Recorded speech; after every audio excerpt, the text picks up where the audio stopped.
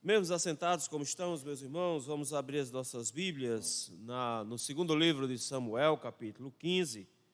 Nós faremos a leitura hoje do versículo 1 ao versículo de número 12. Diz assim a palavra do Senhor. Depois disto, Absalão fez aparelhar para si um carro e cavalos, e 50 homens que corressem adiante dele. Levantando-se Absalão pela manhã, parava à entrada da porta, e a todo homem que tinha alguma demanda para vir ao rei a juízo, chamava Absalão a si e lhe dizia: de que cidade és tu? Ele respondia: de tal tribo de Israel é teu servo. Então Absalão lhe dizia: olha, a tua causa é boa e reta, porém não tens quem te ouça da parte do rei. Dizia mais Absalão: quem me dera ser juiz na terra, para que viesse a mim todo homem que tivesse demanda ou questão, para que ele fizesse justiça. Também quando alguém se achegava para inclinar-se diante dele, ele estendia a mão, pegava-o e o beijava. Desta maneira fazia Absalão a todo Israel que vinha ao rei para juízo, e assim ele furtava o coração dos homens de Israel. Ao cabo de 4 anos, disse Absalão ao rei: deixa-me ir a Hebrom, cumprir o voto que fiz ao Senhor, porque morando em Jesus, na Síria, fez o teu servo um voto, dizendo: se o Senhor me fizer tornar a Jerusalém, prestarei culto ao Senhor. Então lhe disse o rei: vai-te em paz. Levantou-se, pois, e foi para Hebrom.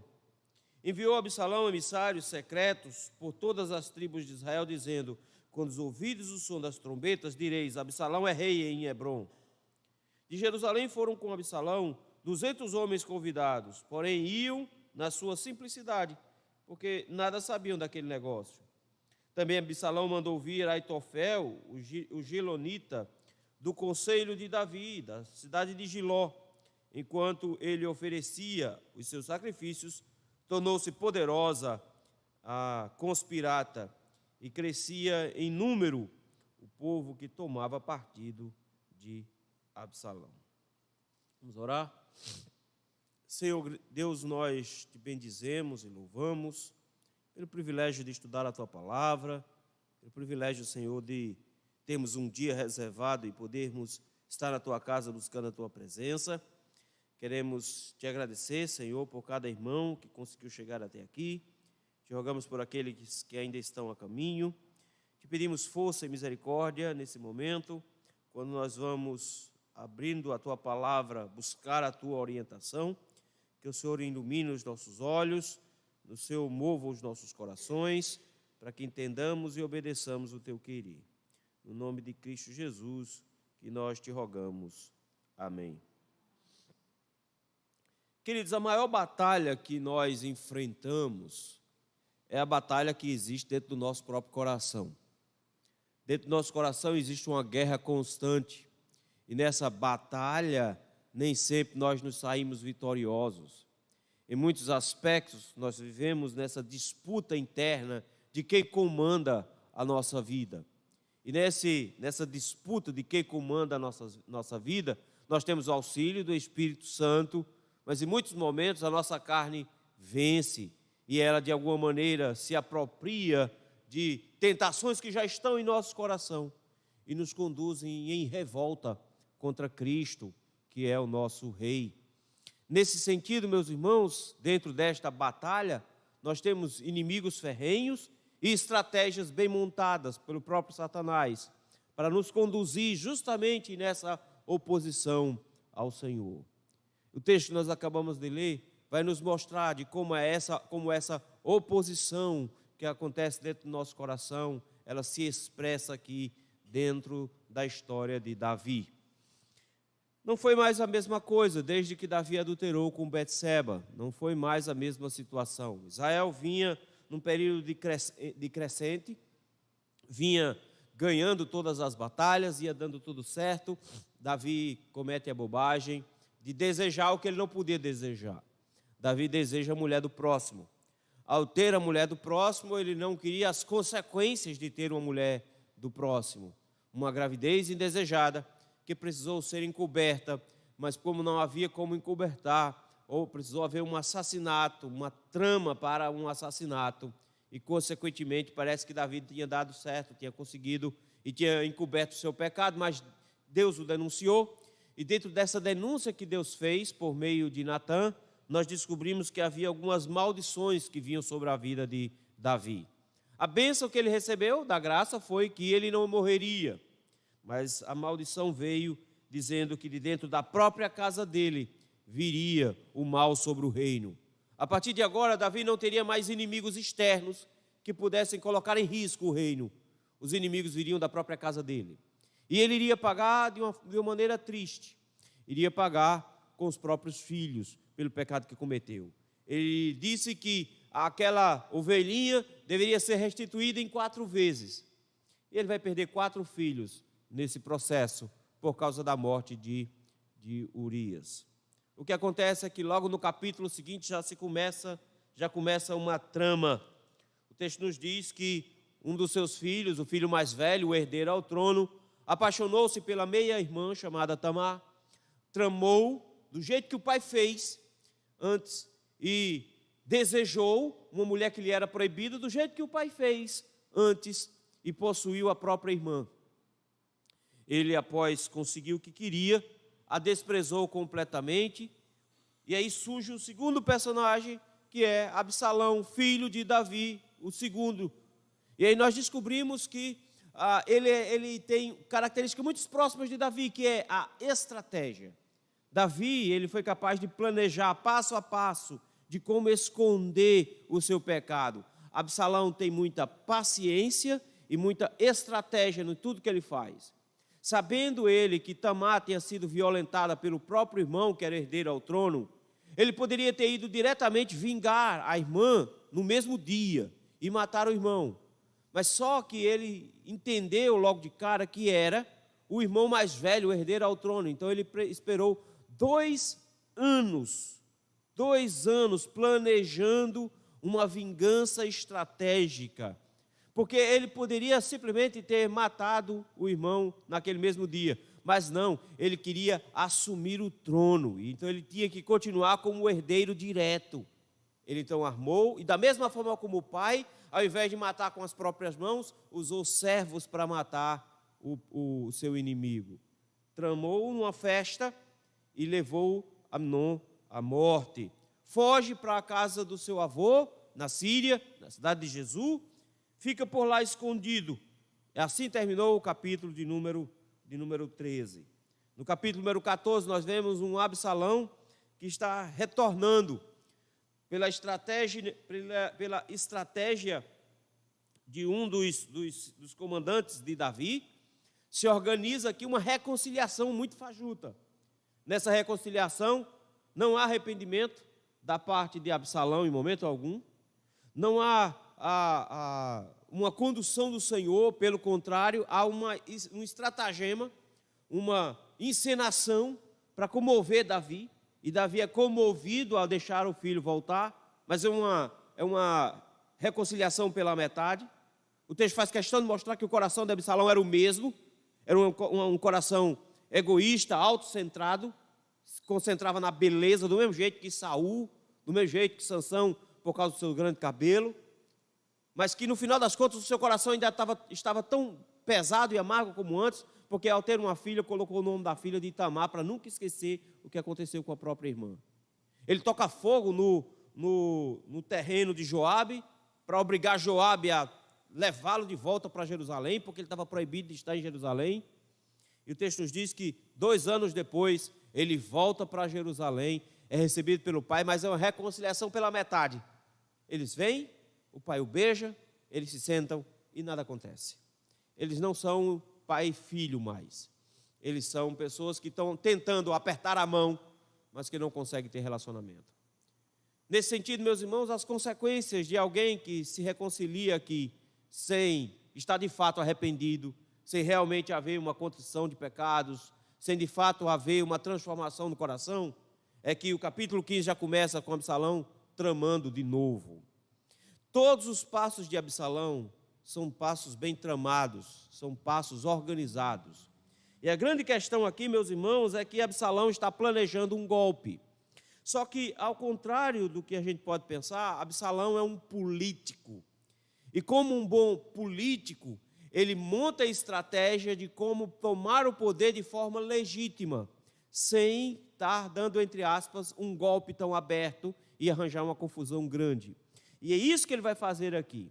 E à medida que ele vai tentar dar esse golpe aqui, dos versículos de 1 a 12, como nós lemos, e ele consegue dar esse golpe, ele vai nos mostrar, meus irmãos, dentro desse processo, como é que ele roubou o coração do povo. Isso que é interessante. Ele vai pelos braços do povo, ele não vai com um exército. Ele não teria como entrar em Jerusalém com um exército. Ele vai pelo coração do povo, e ele vai roubando o coração do povo. Então note que a batalha que acontece aqui não é uma batalha de exércitos avançando contra uma cidade. A batalha de exércitos que acontece aqui é uma batalha dentro dos corações. É uma batalha de corações. Dentro dessa batalha de corações, Absalão é um ladrão. O texto nos diz, no versículo de número 6, que ele furtava corações. E a estratégia que ele usa, interessante, é a mesma estratégia que Satanás e a nossa carne e o mundo usa para nos furtar o coração também, para vencer essas batalhas dentro do nosso coração. A primeira estratégia que Absalão usa, está aí no versículo 1, é a estratégia do encantamento dos olhos, a concupiscência dos olhos. Veja aí, versículo número 1. Depois disto, Absalão fez aparelhar para si um carro e cavalos e 50 homens que corressem adiante dele. Parece que é bobagem. Qual o problema nisso? Parece aqueles textos despretensiosos do jeito que foi os versículos de 25 a 27. Porque no meio da história, você tinha lá de 25 a 27 dizendo que Absalão tem um cabelão, que ele fazia uma festa, cortava o cabelo, pesava, ele era muito bonito, tinha uma família também muito bonita, tinha uma filha também muito bonita, e a gente pensa, essa informação é boba, não tem nenhuma importância. Parece essa daqui. O que é que Absalão está fazendo? Ele comprou um carro com muitos cavalos puxando, e tinha um bocado de homem acompanhando ele. E qual o problema nisso? Isso aqui, meus irmãos, é uma estratégia de encenação de Absalão. Ele está tentando mostrar aos homens que ele é o rei sem ser o rei. Ele tenta encenar diante das pessoas para ganhar uma posição a partir de quem ele aparenta ser. De alguma forma, parece que Absalão inicia um grande movimento chamado TikTok. Ele inicia um movimento chamado Facebook, Instagram. E o que ele fez aqui? Como todo bom influencer digital, a coisa não é se você tem a roupa certa, a coisa é se você conhece os provadores de todas as grandes lojas do shopping. Se você não tem dinheiro para comprar, você entra no provador com a roupa chique, tira uma foto e coloca no Instagram. E você se torna influencer digital. Você pode não ter dinheiro, mas se você tem alguém que tem uma lancha, você entra nela e tira foto. A ideia é essa. E é isso que ele faz. Ele monta uma estrutura onde ele vai aparentar ser o poderoso. Com isso, o que é que ele faz em primeiro lugar? Um carro com muitos cavalos. Ter um carro com muitos cavalos era sempre um sinal de muito poder. Era sempre um sinal de alguém que era poderoso, porque o próprio Deus tinha proibido Israel de ter cavalos. Porque eles não podiam confiar em carros, em cavalos. Davi vai dizer isso mais tarde no Salmo. Uns confiam em carros, outros em cavalos, nós confiamos no Senhor. Deus tinha dito, vocês não podem confiar em estrutura bélica. Vocês têm que confiar em mim para ganhar as guerras de vocês. Mas não podemos negar que andar sobre um carro com cavalos era uma grande imponência. Era uma coisa muito, muito importante. Quanto maior o seu carro e maior a quantidade de cavalo puxando, consequentemente, você era mais importante. Daí, tira foto em carro, em concessionária, para colocar no Instagram. Era essa a ideia.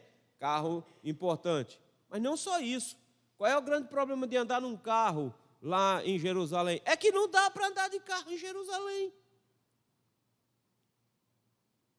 A cidade é complicada de andar de carro. Não foi feita para andarem com carruagens por dentro da cidade.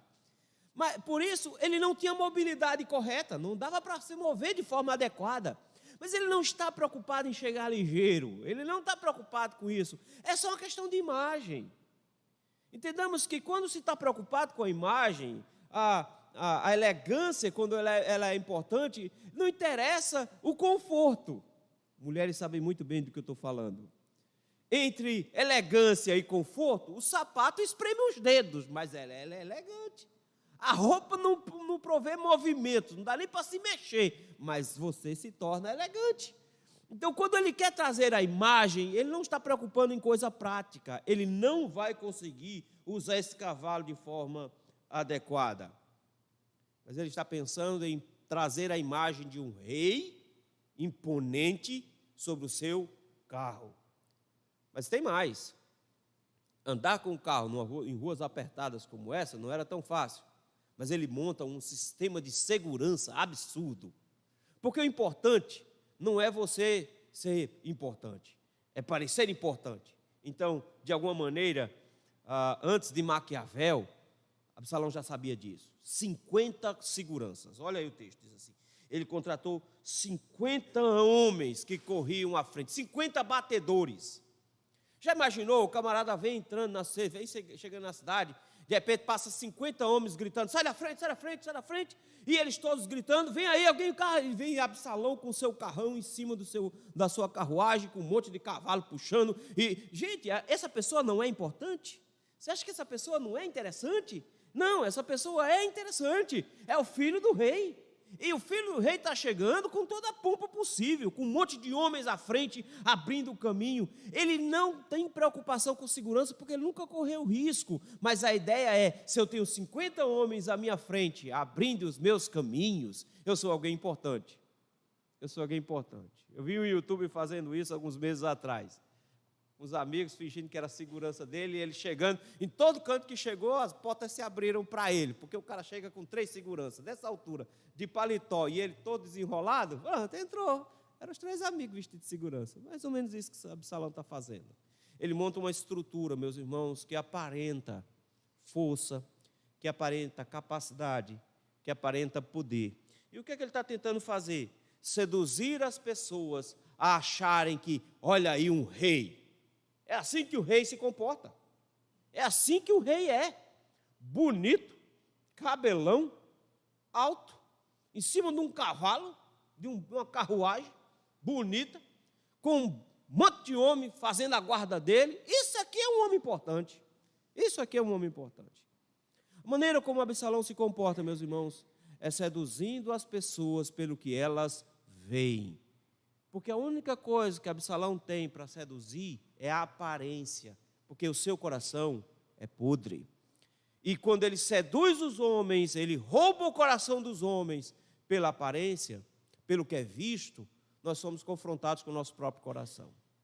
Porque da mesma maneira, meus irmãos, as nossas tentações, aquilo que se levanta em nós para substituir o rei verdadeiro, aquilo que se levanta em nós para substituir o reinado de Cristo no nosso coração, se apresenta da mesma maneira, atraente, poderoso e forte. Nós costumamos olhar para as tentações justamente com os mesmos olhos. Nós não vamos substituir Cristo como rei de nossas vidas por uma coisa mais fraca. Mas o mundo sempre vai nos apresentar opções que parecem mais fortes, mais poderosas, mais convincentes, mais seguras do que o próprio Cristo. Afinal de contas, um emprego público é muito mais seguro do que confiar no Senhor. Afinal de contas, se eu conseguir determinado tipo de coisa na vida, eu vou ter mais segurança, eu vou ter mais poder do que eu tenho agora. E nós somos levados a confiar no mundo e nas coisas do mundo, justamente substituindo o rei verdadeiro, que é Cristo. Porque nós nos guiamos por vista, nos guiamos por aparência. O que parece que vai nos dar mais segurança, a gente se agarra àquilo. Foi isso que eles estavam fazendo. Eles estavam se agarrando a uma coisa que aparentava poder. E essa é a mesma estrutura que é usada no nosso coração. Nós nos agarramos com aquilo que o mundo dá a aparência de poder. E aí nós nos soltamos de Cristo e nos agarramos com o rei falso. Em segundo lugar, meus irmãos, além desse encantamento dos olhos, ele acalenta os corações, versículos de 2 a 6. Vejam comigo. O texto nos diz que Absalão acordava cedo. Fazer o mal, ele acorda cedo. Se tem uma coisa que a gente tem que dizer que Absalão tinha, era estratégia e persistência. Isso ele tinha. Porque ele não faz as coisas com pressa. Você notou isso, né? Ele levou 2 anos para executar uma vingança. Foge. Leva mais alguns anos para voltar para Jerusalém. Fica quieto lá. Passa 2 anos para conseguir voltar para dentro do palácio. Fica lá. Ele agora, assim que sai do palácio, começa a montar essa encenação para as pessoas verem ele como um rei forte e poderoso. Agora, meus irmãos, ele vai passar 4 anos montando um esquema de sedução. No versículo 2 diz que ele acordava cedo e ia então para a porta da cidade. A porta de Jerusalém. A porta da cidade era onde aconteciam a maioria das transações, tanto comerciais, você podia ser contratado, você podia comprar coisas lá também, mas a administração da cidade era na porta da cidade. Então era lá que ficava, entre aspas, a sede da prefeitura, onde ficava a administração, mas também era lá onde havia o juízo.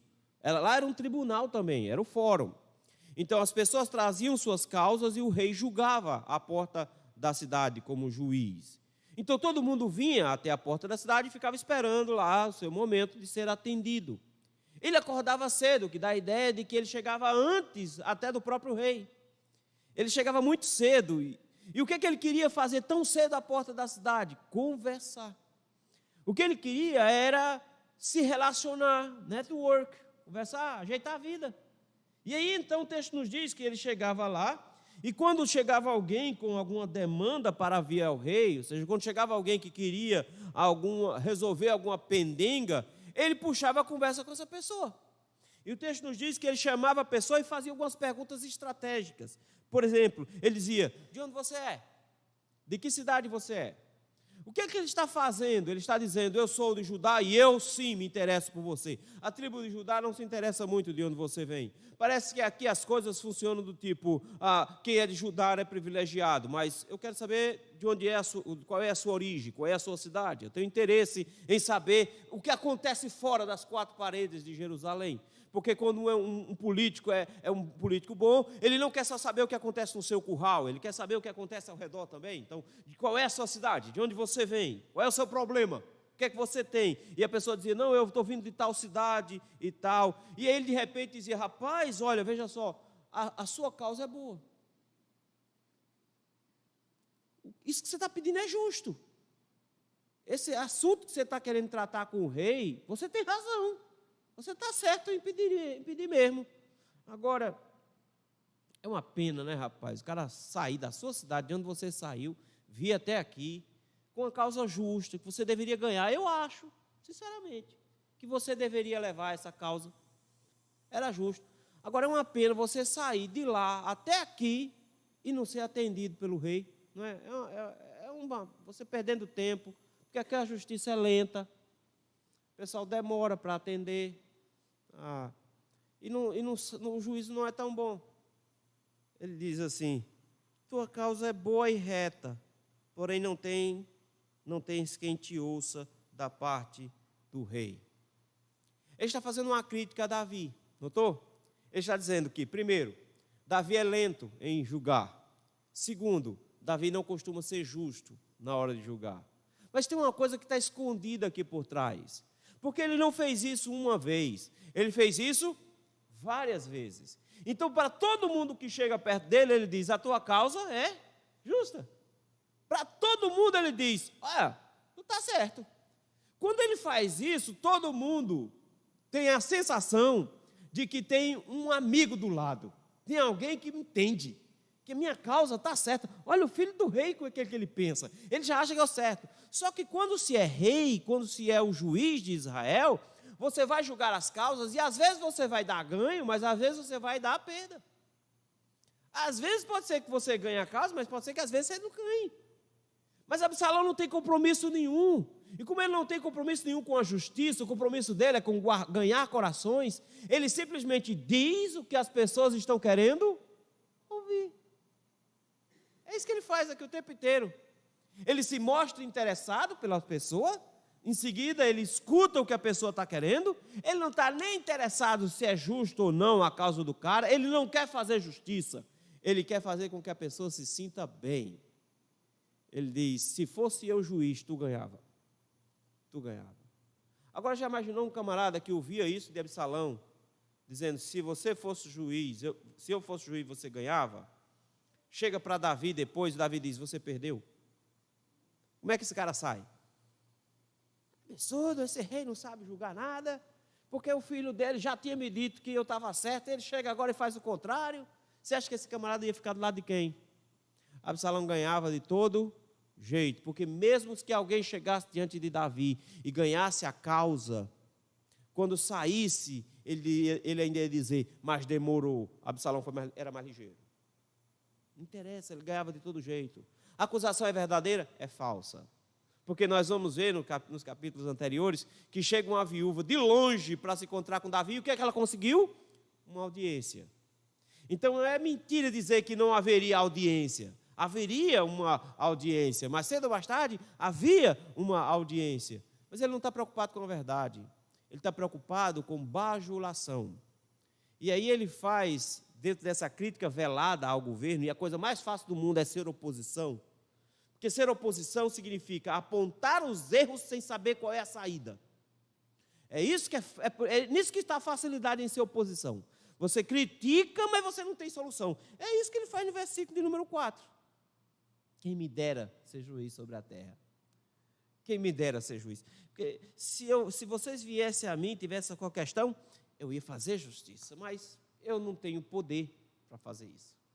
Veja que ele está fazendo o seguinte, ele está dizendo, o meu pai não consegue, eu conseguiria, eis a minha promessa, eu daria a vocês justiça, vocês saíam daqui satisfeitos, mas eu não posso fazer isso, porque eu não sou rei, eu não sou o juiz sobre a terra. Quem sabe um dia, não é? Promessa de político, fácil de criticar, difícil de fazer, mas quando ele bajula, ele consegue conquistar. E você acha que isso é tudo o que ele fazia? Você acha que isso é tudo? Ele não tem critérios na hora de avaliar, ele simplesmente bajula todo mundo, mas ele faz uma coisa que o político faz muito bem no versículo 5, que é ser carinhoso. O texto nos diz que quando alguém chegava para se inclinar a ele, quando alguém se inclinava para ele, era sinal de que essa pessoa já tinha sido conquistada por ele. Era sinal de que essa pessoa já o considerava como rei. Se a pessoa estava se inclinando sobre ele, essa pessoa já tinha um carinho especial pelo filho do rei, pelo príncipe. E quando isso acontecia, o que é que ele fazia? Quando alguém se inclinava para ele, diante dele, o texto diz que ele estendia a mão, pegava a pessoa, puxava a pessoa e dava um beijo na pessoa. Você já parou para pensar? O cara é uma celebridade dentro de Jerusalém. E você chega e vai fazer uma honraria para um cara que é uma celebridade dentro de Jerusalém, e ele te dá um abraço e um beijo. Essa pessoa agora matava e morria por ele. Ele se utiliza de carinho de uma forma sórdida. Ele está enganando. Ele tenta acolher os corações. Isso aqui, meus irmãos, é a coisa mais perigosa que existe dentro da batalha que acontece dentro do nosso coração. É que as tentações nunca te dirão o seu pecado, elas sempre te apontarão as suas vantagens. As tentações sempre vão aparecer para você, o mundo vai sempre aparecer para você, dizendo as coisas boas a seu respeito, sempre te apresentando a melhor cara, e sempre te apresentando as melhores consequências. O mundo sempre vai se apresentar para você apontando para o que você perde estando em Cristo e servindo a Cristo, e o que você ganharia seguindo a Ele. Ele sempre vai te abraçar com todo o carinho do mundo à medida que você começar a se rebaixar diante dele. Ele vai sempre te acolher. Então, de alguma forma, em nosso coração, nós somos sempre tentados por esse apegar-se, por esse carinho que o mundo tem. E a igreja evangélica brasileira tem caído nessa armadilha de ser amada pelo mundo, de ser acariciada pelo mundo, e os crentes andam nesse processo, querendo ser acariciados pelo mundo, quando na verdade isso é um passo importante para nós trocarmos de rei, para nós sermos tentados a abandonar o rei verdadeiro e abraçarmos um rei falso. Absalão, além de encantar os olhos e acalentar o coração, o texto nos diz, a partir do versículo número 7, que ele trama às escondidas e engana todo mundo no processo. Esse é o grande finale. É sempre uma trama de mentiras. O texto nos diz que, versículo 7, ao cabo de 4 anos, ele nunca, é interessante que ele só usa números pares, mas tudo bem. Ao cabo de 4 anos, ele vai tomar uma providência agora. Ele agora resolveu que vai executar o plano. 4 anos passeando por Jerusalém de carro com 50 homens o seguindo para fingir que era rei. 4 anos abordando pessoas para fazer com que as pessoas tivessem raiva do rei e o amassem. 4 anos depois, ele resolveu executar o plano. E como é que ele executa o plano? Fingindo piedade, fingindo devoção, fingindo santidade. Olha o que ele faz. Ao cabo de 4 anos, disse Absalão ao rei: deixa-me ir a Hebrom, cumprir o voto que fiz ao Senhor. Porque morando em Jesus, na Síria, fez o teu servo um voto, dizendo: se o Senhor me fizer tornar a Jerusalém, prestarei culto ao Senhor. Ele chega para Davi com a cara mais lisa do mundo e diz: pai, eu fiz um voto quando eu estava lá em Jesus, há 6 anos atrás.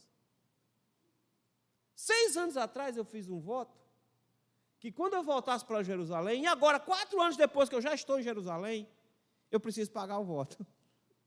O voto era que eu iria adorar o Senhor. Mas onde é que está a arca? Em Jerusalém. Onde é que estão os sacerdotes? Em Jerusalém. Não, mas eu fiz um voto para adorar em Hebrom. Em Hebrom. Por que Hebrom? Por que Hebrom? Em primeiro lugar, que Absalão nasceu em Hebrom. Lá é a terra dele. Davi não é de Hebrom. Davi é de Belém. Mas Absalão nasceu lá em Hebrom. É a terra dele. E ele é rei a partir de lá também, porque foi lá que a mãe dele chegou como princesa e se casou com Davi. Então ele é rei tanto da Síria como de Judá, de Hebrom. Segundo lugar, onde foi que Davi começou a reinar? Em Hebrom. E o que foi que Davi fez depois que conseguiu ser rei de Israel inteiro? Tirou o governo de Hebrom e levou para Jerusalém. Você acha que o pessoal ficou satisfeito? Você acha que o Rio de Janeiro ficou satisfeito quando a capital virou Brasília? Foi isso que Davi fez. Deixou de reinar em Hebrom e foi reinar em Jerusalém. Ele volta para Hebrom. Ele diz: não, eu quero ir em Hebrom. Eu quero ir em Hebrom. Mas sabe o que é mais triste nisso? É que você vai ver que Davi, ele é completamente cego de amor pelos filhos. Davi não enxerga um palmo à frente do nariz quando o assunto é seus filhos. Ele é a típica mãe coruja. O menino mais lindo do mundo são os dele. E como os meninos dele são tão lindos, ele não consegue ver um defeito nos bichinhos.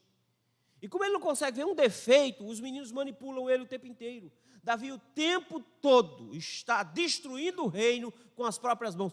Tudo é autorizado por Davi. Porque Aminon quer estuprar a irmã e ele pede para quem?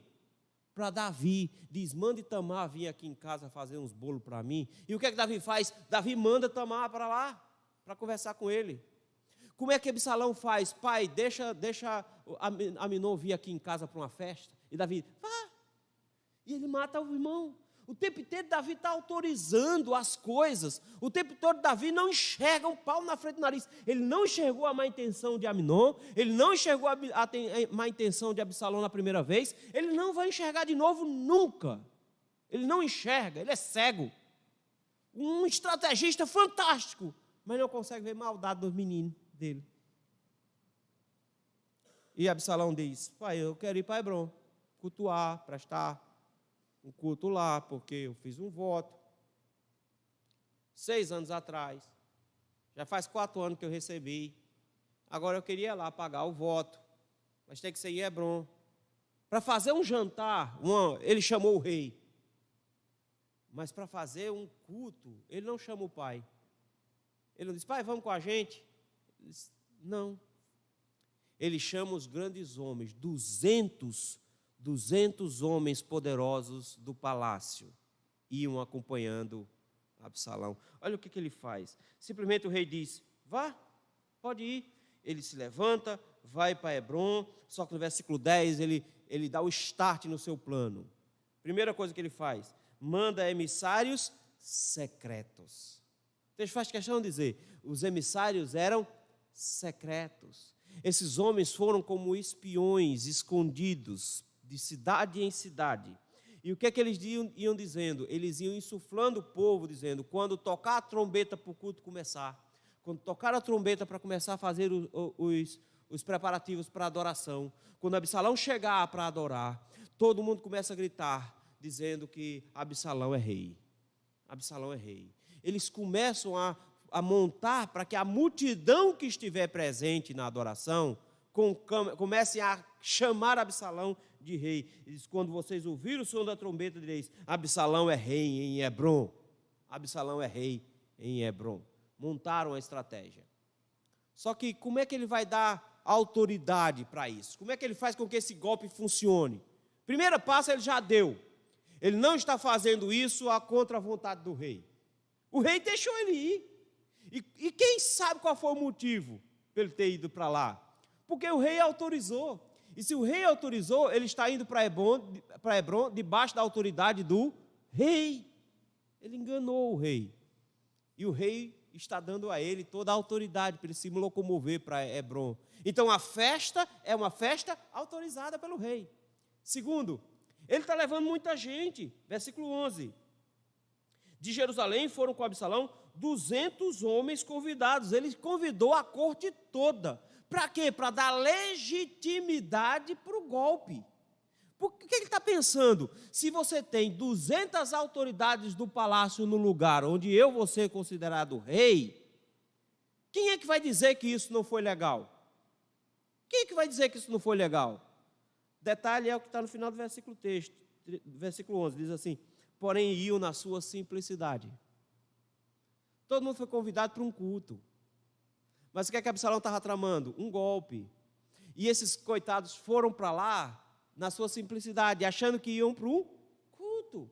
Eles iam ver uma adoração, mas na verdade eles estavam sendo usados como massa de manobra. Já imaginou você, sendo uma grande autoridade dentro do reinado de Davi, sendo convidado pelo filho do rei para ir para um culto, e quando você chega no culto, começa aquele climão do Absalão é rei, Absalão é rei, você fica aqui.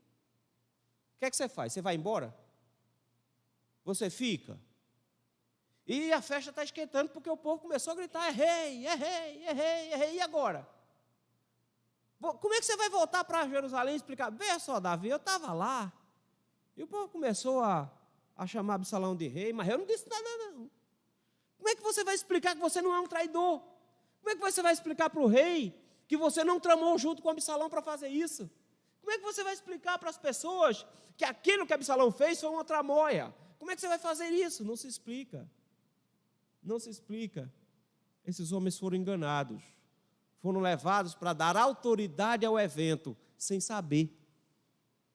E por conta disso o texto nos diz que eles não sabendo daquele negócio. O texto termina no versículo 12 de forma cruel. A coisa mais assustadora que poderia acontecer. Tinha um homem chamado Aitofel. Aitofel é avô de Betseba. Aitofel, ele é conselheiro do rei. E por que Aitofel aqui é importante a ponto de parar o texto? O texto para falar de Aitofel porque o tempo todo Aitofel vai ser considerado o homem mais inteligente e esperto do reino. Aitofel é conhecido como um homem que quando monta uma estratégia ninguém derruba, que consegue vencer qualquer coisa. A ponto que o texto diz que ele foi chamado por Absalão da cidade dele, ele é da cidade de Giló. E o texto nos diz que mandou chamar Aitofel. que era do conselho de Davi, lá de Giló, para estar junto dele. Aitofel, sim, é um traidor de Davi. Ele, ao que tudo indica, não perdoou Davi por ter feito sexo com a Betseba e matado o marido de Betseba. Ele renegou Salomão, que vai ser o rei, para abraçar com Absalão para se vingar de Davi. E ele é tão perigoso, mas tão perigoso, que Davi vai se angustiar, Davi vai se aperrear porque o filho está fazendo isso, Davi vai fugir de Jerusalém, vai ficar bem angustiado por conta disso. Mas quando disserem para Davi, no versículo número 31, que Aitofel se bandeou para o lado de Absalão, Davi fica com medo. Vejam aí. Então, versículo 31, então fizeram saber a Davi, dizendo, Aitofel está entre os que conspiram com Absalão. Pelo que Davi disse, ó Senhor, peço-te que transtornes em loucura o conselho de Aitofel. Davi orou nesse momento. Será que Davi ficou aperreado? Porque ele sabia que quando Aitofel montava uma estratégia, ninguém derrubava, ninguém desmanchava. Davi vai ter que ser mais esperto que Aitofel, a gente vê isso a semana que vem. Mas Aitofel era uma vitória para Absalão, ele diz, agora ninguém ganha mais dele. Ninguém ganha mais dele. Ele tem aliados terríveis e ele ganha por meio de estratagemas. Ele tem tramóias escondidas. Davi não conseguiu enxergar isso. Ele enganou pessoas. Pior, ele fez isso usando a religião, usando o nome do Senhor.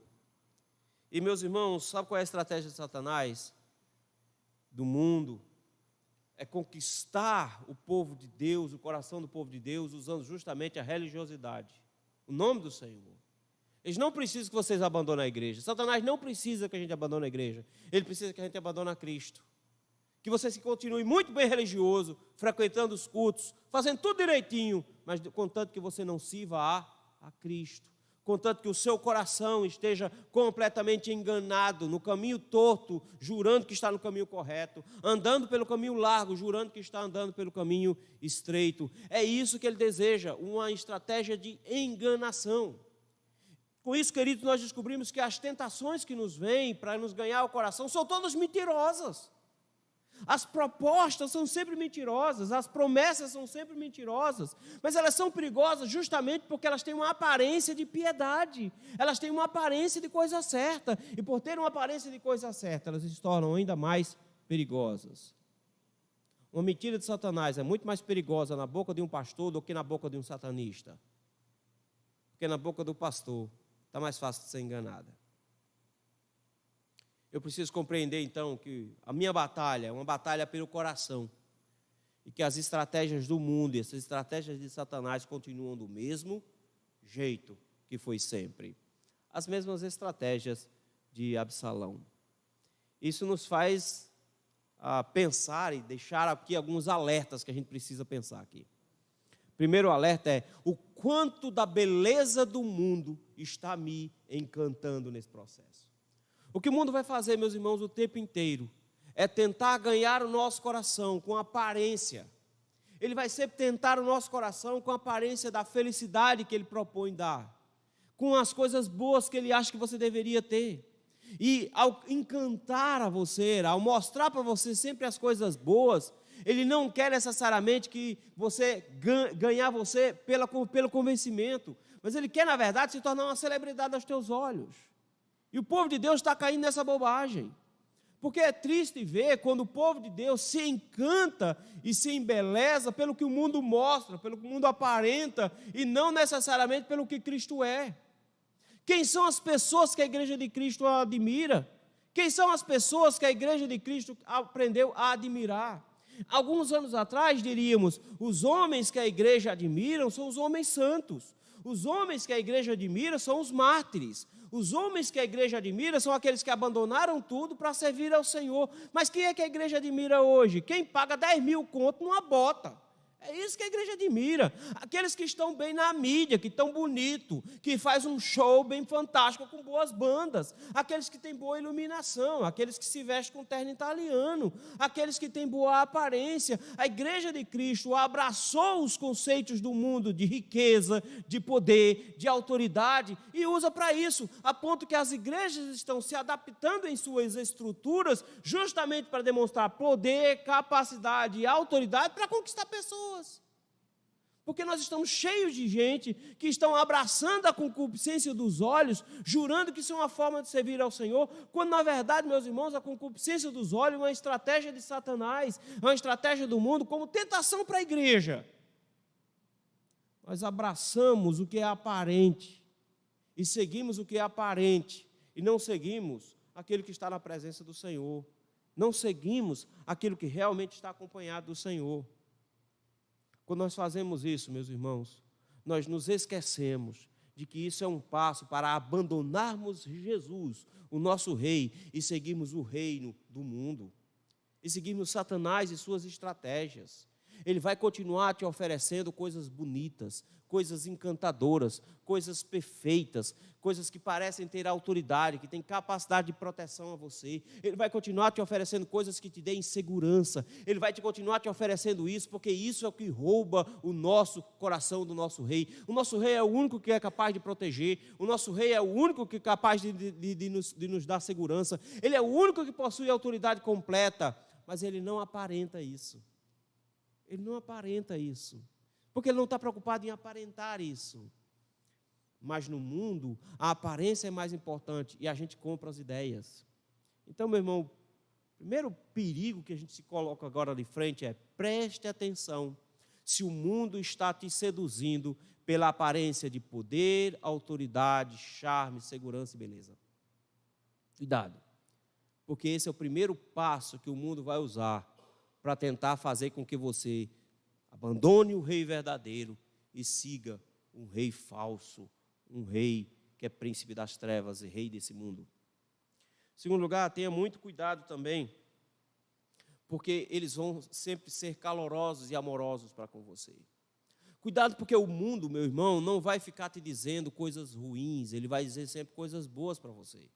Ele só vai ficar contra você quando ele vê que você está no reino vizinho, que você está no reino de Cristo. Mas enquanto ele vê que você está propenso a mudar de reino, você só vai ouvir coisa boa. Afinal de contas, o amor sempre vence. Afinal de contas, você sempre vai ouvir que a gente precisa se amar, que a gente precisa de gentileza, porque gentileza gera gentileza, que você não pode ser arrogante, pretensioso, que racismo é uma coisa ruim. Você vai sempre ouvir coisas desse tipo. Você não pode ser xenofóbico, você não pode ser homofóbico, você não pode ser essas coisas, porque a gente tudo tem que ser amor. E eles vão te colocar beleza simplesmente te dizendo aquilo que você gostaria de ouvir. E quando a igreja de Cristo, e eu fico triste quando eu vejo um monte de pastor presbiteriano entrando nessa, mas quando a igreja de Cristo abraça uma teologia chamada teologia do coach, ela está abraçada com Satanás, porque é assim que ele faz. O coach não é nada mais, nada menos daquele do que te enche de elogio, te entope de elogio, na tentativa de fazer você se motivar para ser maior. E as igrejas estão entupidas de pastores que estão pregando, na verdade, elogios para a igreja. Coisa boa para a igreja, porque as pessoas estão ansiosas por notícia boa, elas querem notícias esperançosas. E aí, meu irmão, isso é um prato cheio para que pastores, para que igrejas tenham notícias falsas, mas desde que sejam esperançosas. Nós estamos ajudando os irmãos porque está todo mundo muito cabisbaixo. Então, se eu te disser uma mentira que te anime, está valendo. Mas o povo, meus irmãos, precisa compreender que a mensagem de Cristo é justamente depressiva. A mensagem de Cristo é: você é pecador. Tem nada de bom em você. Tudo que você toca apodrece. A mensagem de Cristo, meus irmãos, é colocando a nossa autoestima lá embaixo. Mas o que acontece é que a igreja evangélica brasileira aprendeu muito bem com Satanás e tem simplesmente colocado a nossa moral para cima, de forma que ela não acusa pecado, ela só diz: o que você quer está certo. O que você está pensando é certo. O que você está desejando é certo. Venha para o meu lado, que você vai conseguir tudo que você quer. Quando a igreja de Cristo, meus irmãos, quando o povo de Deus se abraça com uma mensagem calorosa, que aquece o coração, que é carinhosa, que tem beijos e abraços, e não se abraça com a mensagem espinhenta da cruz, cruenta da cruz, ela está abandonando o rei verdadeiro e abraçando um rei falso. Mas não se engane. A última coisa que você tem que prestar atenção é que tudo que o mundo te oferecer não passa de uma mentira. Escamoteando a verdade, eles vão te usar. O que acontece, meus irmãos, é que o texto nos mostra aqui que no final das contas, tudo não passa de uma mentira travestida de piedade. Você vai ver muita gente chorando com a mão para cima, espremendo os olhos para ver se cai lágrima. E é um povo tudo com a voz embargada como se estivesse chorando. É um chororô e um ajoelho, um se levanta. Tudo isso é aparência de piedade, mas usar um culto para dar um golpe de Estado é a estratégia de Satanás. Usar um grande evento religioso como uma estratégia para corromper corações e abandonar o rei verdadeiro, é a estratégia de Satanás. Então não se engane se tem aparência de piedade, mas que no final das contas a vida não é. Meu irmão, para de achar que porque fulano canta bonito e que espreme os olhos e chora, que essa pessoa é crente. Meu irmão, para de achar isso, porque eu conheço uma tonelada de cantores e eu te digo, a maioria absoluta nunca foi convertida. Nunca foi. A maioria absoluta dos que eu conheço nunca passou pela cruz de Cristo. São gananciosos, falam palavrão, muitos deles são homossexuais, grande maioria deles tem casos fora do casamento. Meus irmãos, é isso que eles são. Agora você compra um CDzinho, é um adorador de Satanás, porque no final das contas, ele tem aparência de piedade e está corrompendo seu coração.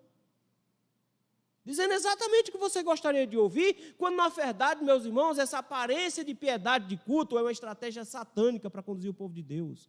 Não se engane com falsa piedade. Não se enganem.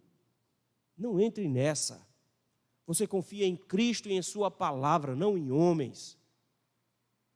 Não se permita ser massa de manobra na mão de Satanás. Obedeça ao Senhor. Mantenha-se debaixo do seu Cristo, do seu Rei, e não abrace estratégias de Satanás. Queridos, a maior de todas as batalhas que nós lutamos é dentro do nosso coração. E Satanás está tentando roubá-lo. A cada instante que você liga a TV, ele está mostrando uma estrutura bonita para você se apaixonar. Uma promessa fantástica que você deveria acolher com carinho. Ele vai tentar te mostrar piedade nas palavras dele. Ele vai continuar usando as mesmas estratégias para te derrubar. O que o Senhor nos lembra hoje é que, cuidado na hora de escolher o seu rei. Porque pode ser que o rei de Israel, o leão da tribo de Judá, não seja tão aparente em poder, mas ele é o único que possui poder. Pode ser que às vezes ele vai te dar uma patada, umas lapadas. Mas isso não significa que ele não te ame. Mas ele nunca vai mentir para você. Ele quer que você seja realmente piedoso, ele vai usar de piedade verdadeira. Quando Satanás, na verdade, vai aparentar poder quando não manda em nada, ele vai, na verdade, tentar manipular você com os seus sentimentos, mas ele te odeia por trás, ele tem planos sórdidos. Ele vai usar você e vai te enganar do início até o fim. Que o Senhor tenha misericórdia de nós, abra os nossos olhos, para que nessa guerra do nosso coração não seja roubado por Satanás e pelo mundo, mas que nosso coração esteja rendido aos pés do verdadeiro Rei, Rei dos Reis e Senhor dos Senhores, Jesus Cristo. Vamos orar? Senhor, tem misericórdia de nós, Senhor, porque as estratégias que o mundo usa, Senhor, são muito fortes, são muito convincentes. Nós somos atraídos pelo que nós vemos, Senhor. E nós vemos promessas o tempo inteiro de enriquecimento, de prosperidade, de beleza. Nós vemos, Senhor, o tempo inteiro promessas de poder, de segurança, de conforto. Senhor, isso é muito atrativo para nós. Senhor, não permita que essas promessas roubem o nosso coração de Ti. Senhor, nós não precisamos de conforto, nós precisamos do Consolador. Nós não precisamos de riqueza, nós precisamos do Rei que é rico em misericórdia e perdoar. Nós não precisamos, ó Senhor, de segurança do mundo, porque a terra se abala. Nós precisamos da rocha eterna que é Cristo, onde nós podemos firmar os nossos pés e encontrar segurança. Por isso, Senhor, ajuda-nos, meu Deus, a não cairmos nesse conto da sereia, onde nós somos encantados pelos nossos olhos. Não permita, Senhor, que o abraço caloroso e o beijo quente do mundo nos tire os olhos do Senhor.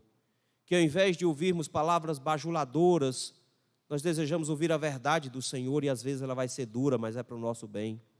Que ao invés de abraços calorosos, às vezes nós seremos disciplinados, mas também é para o nosso bem. Dá-nos graça, Senhor, para que não venhamos a cair na lábia infernal, que nos leva, Senhor, a achar que somos importantes e especiais, quando o que nos faz importantes e especiais é porque nós estamos escondidos na pessoa maravilhosa de Cristo. Não permita, Senhor, sermos massa de manobra enquanto igreja, levados ao Senhor de um lado para o outro por falsos piedosos, sendo conduzidos e manipulados em meio a uma conspiração, Senhor, de Satanás contra o Teu reino. Ajuda-nos, ó Senhor, a identificarmos isso e escolhermos o lado certo, que é do Senhor. Não permita que o Teu povo seja enganado, Senhor, mas que o Teu povo caminhe sempre contigo, segundo as Tuas orientações. É no nome de Cristo Jesus que nós te rogamos. Amém.